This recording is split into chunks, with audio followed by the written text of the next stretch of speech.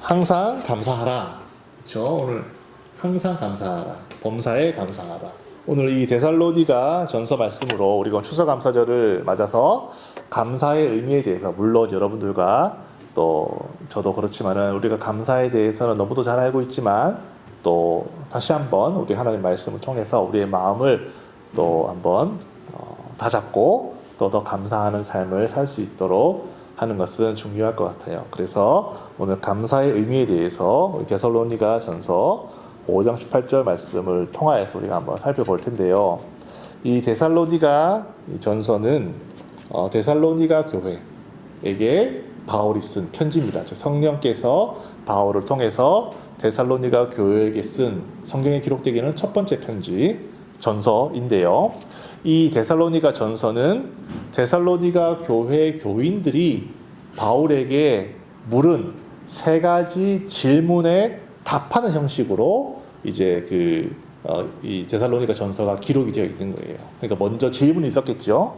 그리고 그 질문에 대한 성령을 통한 바울의 그 답은 바로 이 데살로니가 전서인데, 그 질문이 뭐냐면은 형제 사랑에 관해서 어떻게 해야 되느냐, 또 죽은 자들에 관해서는 어떻게 되는 것이냐, 또 마지막으로 주님이 언제 다시 오시느냐, 이 세 가지 질문을 바울에게 했던 거예요, 데살로니가 교회 사람들이. 그래서 그 질문에 대해서 바울이 답을 하면서 오늘 이 5장 18절 말씀은 주님이 다시 오시는 그 질문에 관해서 답을 할 때에 바울이 이렇게 대답을 한 거예요.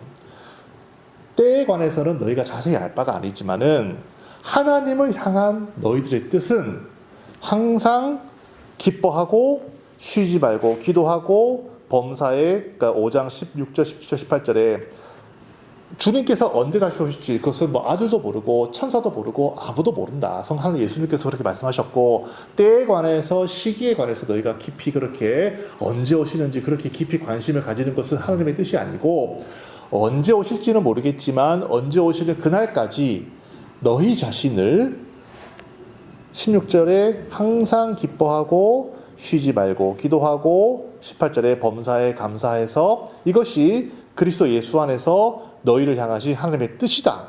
계속해서 19절에 성령을 소멸하지 말고 예언을 멸시하지 말고 범사에 헤아려 좋은 것을 취하고 악은 모양이라도 버려서 결국에는 23절에 평강의 하나님이 친히 너희를 온전히 거룩하게 하시고 또 너희의 온 영과 혼과 몸이 우리 주 예수 그리스도께서 강림하실 때에 흠없이 보존되기를 원한다 라고 바울이 그렇게 답을 하고 있어요. 그러니까 성령께서 그 주님이 다시 오시는 그 마지막 때에 관해서 궁금하죠. 우리도 당연히 궁금합니다. 주님이 언제 오실까? 저는 정말 바라요. 주님이 속히 오시기를 저는 정말 바라고 있어요. 주님이 오셔서 이 세상의 모든 어려움과 괴로움을 다 정리하시고 정말로 아름답고 온전한 하나님의 나라를 건설하실 바로 그날, 그 주님이 다시 오실 그날을 저는 정말로 바라는데, 우리가 다 바라지 않겠어요? 그러면 언제 오실까, 어떤 징조가 뭘까 관심을 하지만,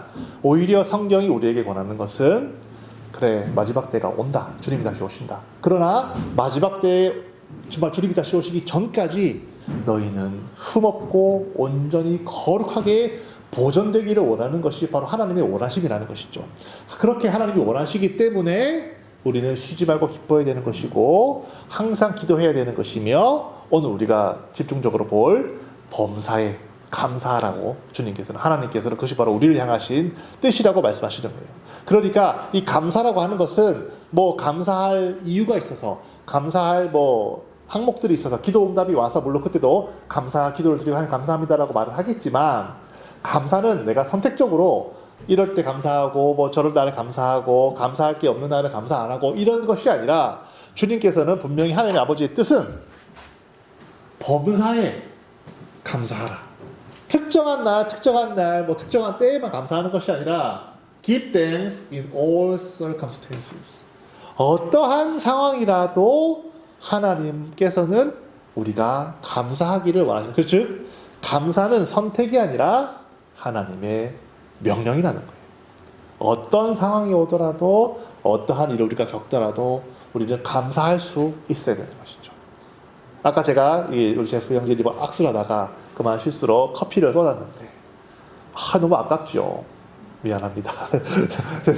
하지만 그 상황에서 저는 교회에 커피 향이 이렇게 아름답게 그거를 참 감사했었어요. 물론 제가 감사를 잘하는 사람 아니에요. 요즘에 제가 감사를 많이 하려고 연습이라고 좀 그렇지만 늘 감사하려고 하는 마음으로 살고 있어요. 그래서 어렵고 힘든 일을 겪더라도 사고가 나더라도 이만하기 다행이다, 감사하다, 이렇게 감사하려고 노력하고 있는데, 왜냐면은 이 하나님께서 가리지 말고 모든 상황과 환경 속에서 감사하라는 것이 하나님의 뜻이기 때문에 우리가 그렇게 감사를 하는 거예요. 성경을 여러분들도 제가 잘 아시기 때문에 굳이 감사의 모든 것에 대해서 제가 나누지는 않겠지만, 감사는 하나님의 명령이며 또 감사에는 여러 가지 유익들이 있어요. 먼저 보기로는 감사를 하는 이유에 대해서는, 감사는 나에게 주어진 삶, 내가 지금 겪고 있는 길, 나에게 다가온 이 모든 것들이 내 능력과 내 힘으로 쟁취해낸 것이 아니라 하나님께서 나에게 베풀어 주신 은혜라고 하는 것을 하나님께 적극적으로 인정하고 선포하는 행위가 바로 감사가 되기 때문이에요. 즉, 감사하라는 말은 하나님이 내 삶 가운데 아주 적극적으로 액티브하게 깊이 이렇게 오셔가지고 내 삶을 이끌어가고 계신다라는 것을 내가 인정하는 행위가 바로 감사라는 것이죠. 그래서 내가 감사한다라는 말은 하나님의 은혜가 내 삶에 머물러 있고 항상 나는 하나님의 은혜 가운데서 살아가고 있다라는 것을 내 영혼이, 내 마음이 인정하는 행위가 감사이기 때문에 우리는 감사를 해야 되는 것이고요. 또 우리가 감사를 계속 감사를 계속 하다 보면, 우리가 어떤 일을 겪었을 때 내가 이런 감사를 했었지, 맞아, 내 감사 기도를 막 기도하다 보면은 하나님께서 과거에 나를 위경에서 또 어려움 가운데서 괴로움 가운데서 이렇게 구출해 주시고 구원해 주셨던 그런 기억이 막 생각납니다. 그럼 그 기억들이 생각나면서 또 동시에 내 마음이 그때 그 기쁨이 되살아나는 거예요. 즉, 감사는 내 속에 있는 그 기쁨을 회복시키는 좋은 도구라는 것이죠. 그래서 지금 내 삶이 힘들고 어렵지만 그래도 감사하면서 기도를 하다 보면은 기도 중에 막 떠올라요. 옛날에 하나님께 내게 베풀어 주셨던 은혜들. 찬송에도 있잖아요. 네가 받은 복을 세워보아라. 정말 그 받은 복과 은혜를 기록을 하면서 그래서 계속 더 되살려보면요, 그때 하나님께서 나를 구원해 주셨던 그 기쁨이 막 살아납니다. 그러면은 비록 지금 내 상황과 환경이 바뀌지는 않아도 내 마음의 기쁨이 회복이 되는 거예요. 그래서 우리가 또 감사를 하기도 하고, 또 감사를 하는 또 세 번째 중요한 이유는 바로 내 마음에 하나님의 평강이 머물게 하기 위함이에요. 우리 빌립보서 4장 말씀 잘 아시는 말씀이지만, 빌립보서 4장 말씀 우리가 한번 볼게요. 빌립보서 빌골사니까 두 책 먼저 빌립보서 4장 6절 7절 말씀 우리가 보세요. 아무것도 염려하지 말고 다만 모든 일에, 여기도 모든 일이죠. 특정 일이 아니고 모든 일에 기도와 간구로 너희 구할 것을 감사함으로 하나님께 아뢰라. 즉, 기도를 감사함으로 구하라는 것이죠. 감사. 그러면 모든 지각에 우리가 느끼고 바라고 보고 있는 현실, 이런 것들에 뛰어난 그 surpass, 넘어가는 그런 하나님의 평강이 임하는 거예요. 그래서 그리스도 예수 안에서 너희 마음과 생각을 지켜주신다라고 빌립보서 6장 7절에 그렇게 말을 하고 있어요. 그러니까 우리가 감사함으로 하나님께 우리가 뭔가 기도할 때 하나님 이것도 없고 저것도 없고 하나님 이거 주세요, 저거 주세요, 조르는 기도 물론 할 수 있죠. 할 수 있지만 또 더 나아가서 믿음과 우리의 정말 어떤 확신이 생긴다면, 감사함으로 하나님께 모든 것을 아뢰을 때 지금 당장 그것이 내 손에 떨어지지 않고 내 상황 가운데 존재하지는 않아도 이상하게 하나님께서 기도 응답이 올 때 먼저 내 마음의 평안함이 먼저 딱 임하는 거예요. 그 마음의 평안함이 딱 임하면은 그때 깨닫는 거야. 하나님께서 오케이 하셨구나, 컨펌 하셨구나. 그래서 그 컨펌을 하셨어도 그 컨퍼메이션이 이제 완전히 내 삶 가운데서 드러나기까지 시간이 좀 걸리겠지요. 걸리지만은 먼저 내가 알 수 있는 것은 내 마음에 하나님의 평강이 딱 임하면은 그때 하나님께서 내 기도를 들으셨구나 먼저 알 수가 있어요. 그러니까 이 감사함으로 아랜다는 것이 얼마나 중요한가. 또 마음이 평안해지고 마음 가운데 평강이 있다라는 말은 이 호수가 풍랑에 막 이렇게 막 일렁거려가지고 흔들흔들 하는 것이 아니라 정말 잔잔한 호수가 될 때, 내 마음이 그렇죠. 잔잔한 호수가 될 때 비로소 이 달이 그 호수에 비쳐서 눈에 보이듯이 달이 보이듯이 내 마음이 평안하고 평강 가운데 있으면은, 잔잔하게 내 마음이 있으면은, 그때 여러분 하나님 말씀이 얼마나 많이 들려줄 줄 아십니까? 하나님은 우리에게 늘 말씀하세요. 근데 내 마음이 막 풍랑 가운데 요동치고 있으니까 하나님 말씀이 안 들려오는 거예요. 들려도 들을 수가 없는 것이죠. 근데 하나님의 평강이 딱 감사함으로 기도할 때 하나님의 평강이 내 안에 딱 임하면은, 그 순간 호수가 잔잔해지시 내 마음이 편해지면은, 그때 미세하게 들려오는 하나님의 음성을 들을 수 있어요. 하나님의 음성이 들려온다니까요. 물론 육성으로 듣지는 않아도, 그러니까 마음 가운데 박히는 그 하나님의 말씀, 그 하나님의 말씀이 딱 있을 때 그 말씀이 나의 삶을 바꾸고 나를 어려운 가운데서 구원하고 모든 것들이 다 해결되는 그 하나님의 말씀이 들려오고 임한다는 것이죠. 그러니까 감사가 우리 가운데 얼마나 유익하냐는 거예요. 먼저는 감사는 하나님의 명령이기도 하지만 내 기쁨의 원천이기도 하고, 내 마음 가운데 평안함을 주고 정말 내 삶을, 내 마음을 아예 바꾸어 버릴 수 있는 중요한, 바로 하나님의 정말 귀한, 우리 신앙생활에 정말로 필요한 도구라는 것입니다. 그러니까 오늘 감사절을 맞아서 우리가 매일매일 우리가 하루에 서너 번이라도 정말 하나님께 감사할 수 있도록, 우리 식기도할 때만 감사하지 말고 이런 정말 사람들을 만나고 이런저런 일들을 할 때마다 우리가 늘 감사하는 습관을 우리가 들일 수 있도록 하시기를 예수님의 이름으로 축원합니다. 우리가, 여러분과 제가 잘 알고 있어요. 우리는 이제는 그렇게 감사하는 삶을 사는 것이 중요하다는 것도 잘 알고 있고, 감사가 좋다는 것도 잘 알고 있어요. 그런데 우리가 이런 말씀을 들을 때마다, 저도 그랬지만은 항상 던지고 싶은 질문은, 범사에 감사하면 좋죠. 항상 감사하면 좋다 이거예요. 그렇지만은 정말로 감사할 수가 없는 상황이 오면 어떡하냐는 거예요. 자녀를 잃어버린 부모 앞에서 여러분 감사하십시오 말할 수 있겠습니까? 정말로 일평생 준비해온 시험인데 그 시험에 떨어진 낙방한 학생이 있습니다. 그 학생 앞에서 야 감사해라, 그렇게 말할 수 있겠냐는 거예요. 그리고 그런 상황에서조차 우리가 감사를 해야 되는 것입니까? 우리가 이런 질문을 던져볼 수 있죠. 우리가 오늘 감사절을 맞아서 그런 감사에 대해서도 한번 우리가 생각을 해봤으면 좋겠어요. 그렇게 극단적인 상황, 정말 자식이 정말 병에 걸려서 죽었다든지, 정말 어느 순간에 갑자기 내 병원 가서 내가 시한부 인생이라는 선고를 받았어요. 3개월밖에 못 산다고 선고를 받았어요. 그런 상황에서 과연 감사할 수 있을까요, 우리가? 여러분들 어떻게 생각하시는지 모르겠지만 그런 상황에서 과연 감사할 수가 있겠습니까?